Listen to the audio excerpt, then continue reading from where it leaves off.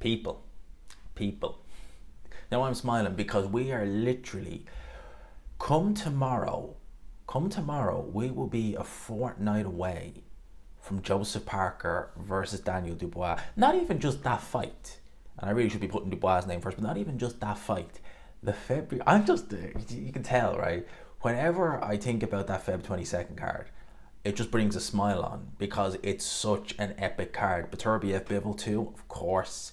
Daniel Dubois, Joseph Parker. We have DAZN versus Caballel. Imagine Callum Smith. Imagine, I know I really should be talking about what Joseph Parker said, but just let it sink in. Imagine that we have Callum Smith versus Joshua Boazzi and DAZN versus Adrian Caballel. And it's kind of a flip of a coin who goes out, not who walks out first, but who fights first, which is the first fight.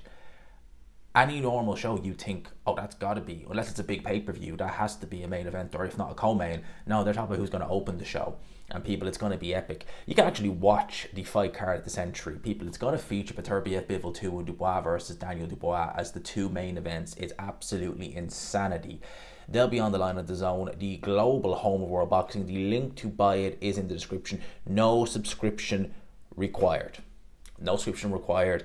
You can go on there, you can have a look, see what it is. I've got a couple of videos up on DAZN as well, so plenty of good stuff up there. But let's talk about Joseph Parker. So the Ring magazine have taken a bit of an excerpt from an interview he gave with Sky Sports. Now, Joseph Parker has been, we have the two most informed heavyweights in the world, Daniel Dubois and Joseph Parker, in terms of, in form. And I suppose would say, well, Alexander Usyk's got to be, but I think from where they came from to where they are now in their respective careers, Alexander Usyk's been on the top since the get-go, pretty much.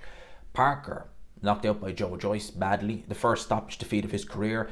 Daniel Dubois quit against Alexander Usyk. Both have had to take tough fights. Both have had to take fights that really could have gone either way. Both have had crisis in their respective fights. Certainly Dubois against Miller, there was times there where it did look tough. He was hit with everything but the kitchen sink against Filip Hrgovic.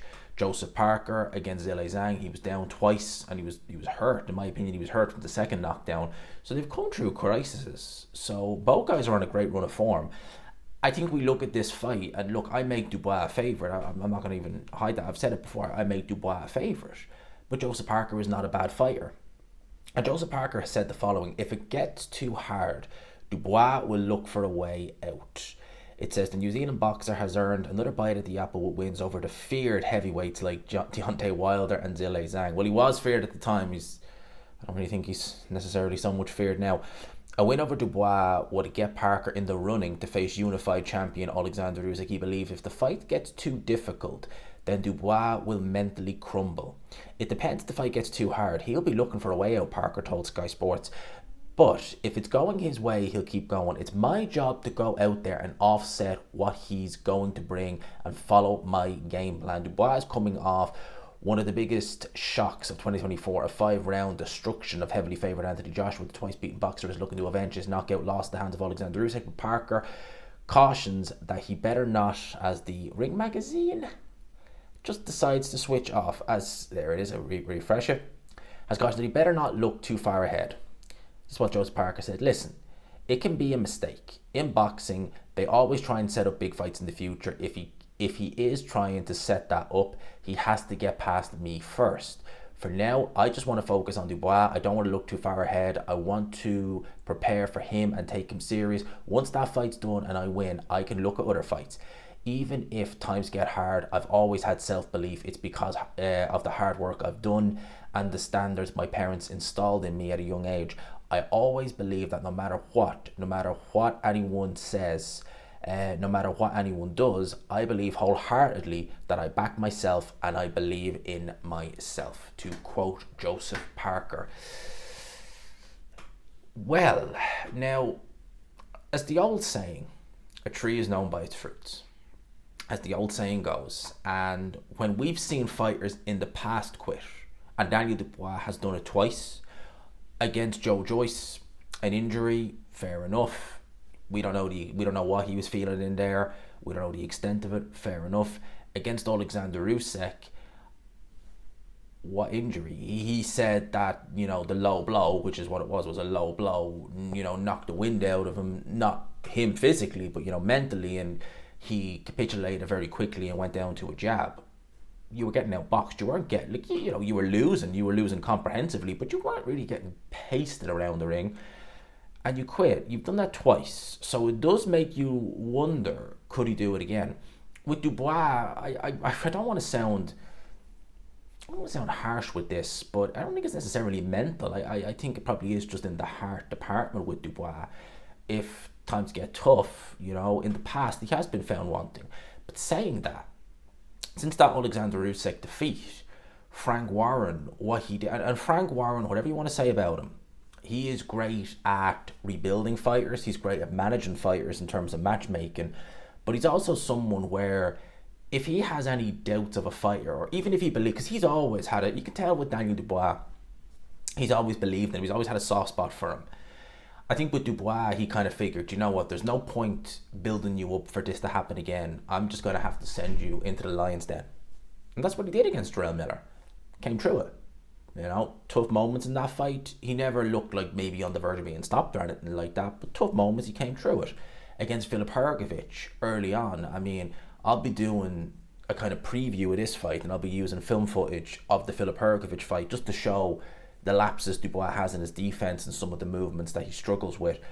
It's quite remarkable the amount he actually got hit by Filip Hrgović. It really, truly is. It's remarkable, really. And the fact of the matter is, he was getting hit more by harder shots against Filip Hrgović than he was for the majority of the Usyk fight, but he didn't capitulate. He didn't. He stayed strong. He stayed true. Dubois in the past, if what Joseph Parker's saying there, do I believe that could happen? That if it was getting tough, that he could capitulate and quit? Yeah, I genuinely do. Even against Kevin Lerena, Shane McGuigan was saying, he was wanting out after the first round. So it's been there in the past. But I think with that Dubois-Joshua fight, he steamrolled Joshua. And for me, Dubois, from the ring walk to that first bell and the knockout punch, he looked I'm not going to say there's necessarily crazy improvements or anything like that. I'd still pick Alexander Usyk to beat him.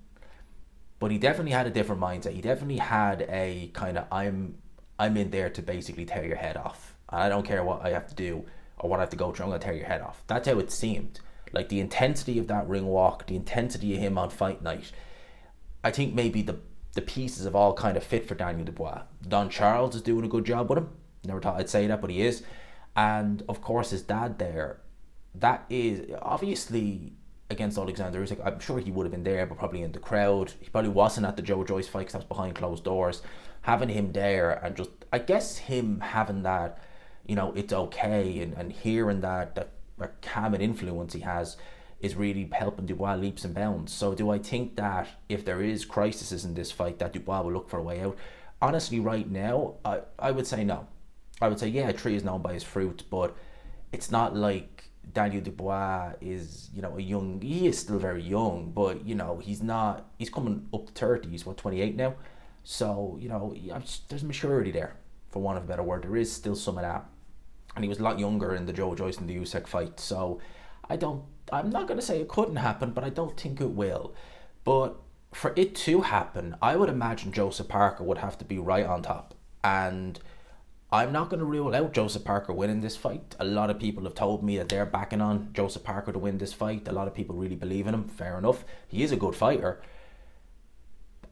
I don't think Joseph Parker will be on top enough to make Daniel Dubois really start to question things or really start to think about potentially quitting. I just can't see it. If he wins, it's going to probably be a decision. It's probably going to be, him staying out of the way. And just, I can't see him putting up so much stubborn resistance really putting on Dubois that he makes him capitulate. I can't see it. I could be wrong. We've seen stranger things happen in the boxing ring. But those are my thoughts. Joseph Parker's never shown any quitting him. In fairness, he hasn't. Against Dylan White, when Dylan White was roughing him up, no quit. Joe Joyce was hitting him, and apparently he was very badly sick. He had the flu or something in that fight. No quitting him. So Parker, I'm not going to even go there with him. I don't think there's any quitting Joe Parker. So those are my thoughts on this. Let me know yours. Be interested to know in the comments section below. For now, I hope you enjoyed it. Smash the like button if you could. Hit subscribe, of course, as always, if you haven't already. And until next time, peace.